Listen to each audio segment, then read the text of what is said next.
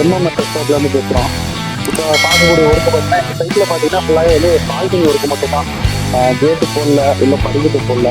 படிக்கட்டுலாம் பார்த்தீங்கன்னா ஃபுல்லாக தேக்கில் போட்டாங்க. ஒரு பால்கனி மட்டும் ஃபுல்லாக போட சொல்லிட்டாங்க. சேம் வந்து நம்ம ரெகுலராக போடுறது தான். 2 இன்ச்சு வந்து அதே டாப் பைட்டு 304, கீழே வந்து அதே ஆரஞ்சு ஸ்டிகேடு, அதுதான் எப்பயும் உள்ள கிளாஸ் தான். சொல்லமும் வந்து திக்னஸ் கிளாஸு. இதில் பார்த்தீங்கன்னா டிசைன் கேட்குறவங்க ஒரு பிளேனாக இருந்தாலே போதும் அப்படின்ட்டாங்க.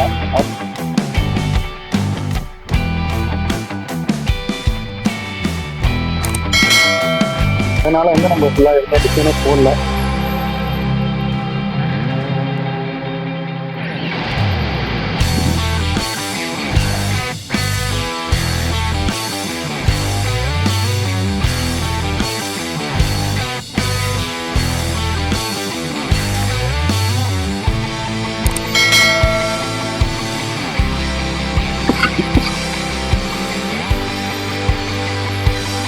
இது இப்போ பார்த்துருக்க வீடியோ வந்து நீங்கள் வந்து கீழே உள்ள பால்கனி.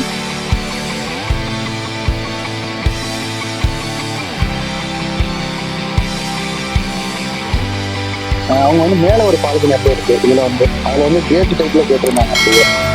ஏன்னா வந்து தேவைக்கு வந்து கீழே வந்து ஏதாவது தேவைக்கு வர மாதிரி இருக்கும்.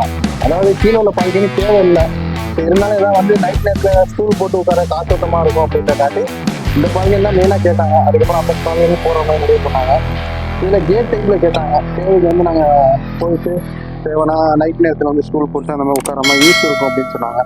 அதே மாதிரி கேட் அவங்க கேட்டாங்க. அதே மாதிரி கேட்டு ஃபுல்லாக போட்டாச்சு. அப்படியே சேம் பார்த்து ஒரே ஹைட்டாக இருக்க மாதிரி போட்டோம். அதே 12 திக்னஸ் தான் ஃபுல்லாக கிளாஸ் போட்டுருக்கு.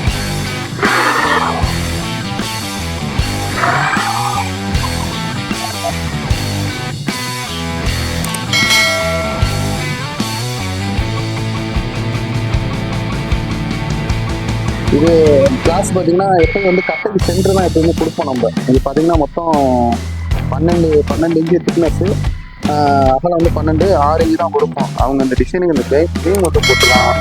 அதனால வந்து நம்ம கொஞ்சம் முனையில் போடுற மாதிரி இருந்துச்சு. அதுலேருந்து ஒரு 2 சைடு ஓட்டை போட்டு கொஞ்சம் இன்னும் ஃபிட்டிங் மாதிரி கொடுத்துருக்கோம். சொன்ன மாதிரியே வேலை ஆச்சு. இதே மாதிரி ஒர்க் இருந்தால் கூப்பிடுங்க.